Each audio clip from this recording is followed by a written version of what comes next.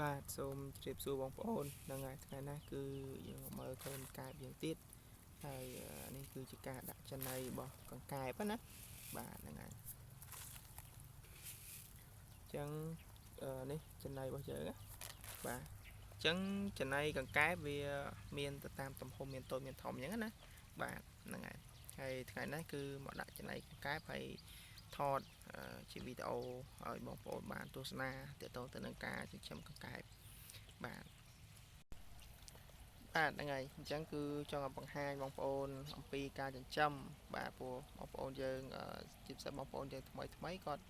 តែមានចង្អល់ឬក៏ខ្លាចថាចិញ្ចឹមទៅមានការលំបាកឬបងប្អូនយើងអត់ដែរចិញ្ចឹមអីមានចង្អល់ទាក់ទងទៅនឹងការចិញ្ចឹមហ្នឹងវាយើងត្រូវធ្វើយ៉ាងបាច់អីយ៉ាងម៉េចអញ្ចឹងណាបាទហ្នឹងហើយអញ្ចឹងទាក់ទងទៅនឹងការចិញ្ចឹមកង្កែបនេះគឺវាជាសត្វមួយដែលងាយស្រួលនៅក្នុងការចិញ្ចឹមជាងសត្វផ្សេងហើយនឹងចំណាយរយៈពេលក្នុងការចិញ្ចឹមហ្នឹងគឺខ្លីបាទគឺការចិញ្ចឹមរយៈពេលនៅក្នុងការចិញ្ចឹមគឺយើងចិញ្ចឹម2ខែបងប្អូនណាបាទយើងគិតជាមធ្យមគឺ2ខែតែបងប្អូនយើងថែទាំដាក់ចំណីបានដិតដល់បាទអាហ្នឹងវាអាចដល់2ខែទេតែយើងនិយាយជាមធ្យមគឺយើងថា2ខែចុះណាបាទហើយទាក់ទងទៅនឹងការថែទាំទៀតសោតគឺយើងមិនមានប្រើប្រាស់នៅវ៉ាក់សាំងឬក៏ថ្នាំព្យាបាលអ្វីដែលធ្វើឲ្យយើងស្មុគស្មាញទេណាបាទការចំណុចដែលសំខាន់នោះគឺយើងមានតែទី1គឺការដាក់ចំណីទី2ការដូរទឹកបាទហើយនឹងទី3គឺទ្រុងរបស់យើងហើយនឹងបរិយាកាសជុំវិញណាបាទបរិយាកាសជុំវិញយើងមានដបូលមានអីចឹងណាពេលថ្ងៃក្តៅអញ្ចឹងណាបាទហើយនឹងដូចថាមានភ្លៀងអីចឹងទៅយើងបន្ទាប់ពីភ្លៀងហើយយើងប្រហូរទឹកចេញឬក៏ពងភ្លៀងខ្លាំងយើងប្រហូរទឹកចោលក៏បានដែរកែបព្រោះថាបានពងភ្លៀងប្រហូរទឹកចោលហើយឲ្យវាលែងទឹកភ្លៀងហ្នឹងហ្មងអាហ្នឹងល្អណាបាទហើយ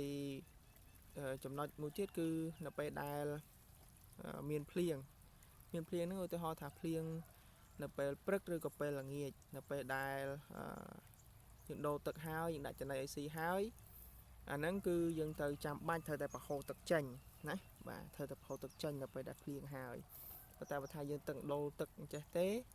យើងគ្រាន់តែប្រហូរឲ្យវាកុំឲ្យវាទឹកឲ្យច្រើនពេកទៅបានហើយអញ្ចឹងណាបាទព្រោះអីនៅពេលដែលកង្កែបយើងនៅពេលដែលក្នុងទឹកហ្នឹងក្នុងទ្រុងហ្នឹងវាកខ្វក់ក្រិចអញ្ចឹងវាអាចជាមួយពេលដែលត្រូវទឹកភ្លៀងមកធ្វើឲ្យកង្កែបយើងហ្នឹងវាអាចពុលវាមានពុលអីណាវាពុលដូចថាទឹកកខ្វក់ទឹកពុលអាទឹកខ្វក់ទឹកក្រិចដែលនៅក្នុងទ្រុងយើងដែលយើងមិនតបានដូរហ្នឹងណាបាទវាមិនមែនទឹកភ្លៀងចូលមកហើយទៅជាពុលកង្កែបពុលធ្វើឲ្យវាងាប់ទេមិនមែនអញ្ចឹងទេណាគឺថាពុលជាមួយនឹងទឹក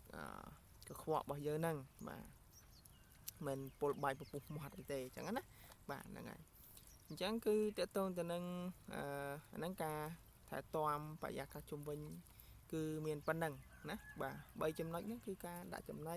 ការដូរទឹកហើយយើងមានដបូលមានអីចឹងទៅប្រក់ចឹងទៅហើយមានភ្លៀងក៏យើងអាចប្រហូរទឹកចេញទៅហើយបើថាមានក្តៅបើយើងមានដបូលហើយអត់អីទេតែបើថាយើងអត់ដបូលយើងពេលក្តៅយើងមានដបូលប្រក់ឲ្យវាទៅចឹងណាប្រក់ជាស្បៃទេមិនមែនថាប្រក់ជាកសង្កសីប្រក់ជាអីទេណាបាទហ្នឹងហើយតកតងទៅនឹងការចិញ្ចឹមនេះគឺយើងចិញ្ចឹម2ខែណា2ខែអាចលើសតិចតួចអាចក្រោមតិចតួចបាទ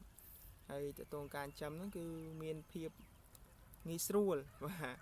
ងាយស្រួលត្រង់ថាវាអត់ត្រូវប្រើយើងត្រូវមានបទពិសោធន៍ឬបច្ចេកទេសអីច្រើនទេព្រោះយើងអត់ត្រូវការប្រើប្រាស់នៅថ្នាំ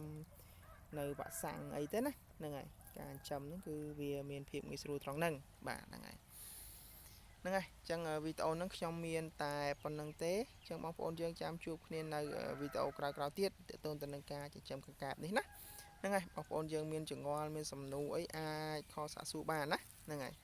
អញ្ចឹងជួបគ្នានៅវីដេអូក្រោយបាទបងប្អូនអរគុណច្រើនបាទ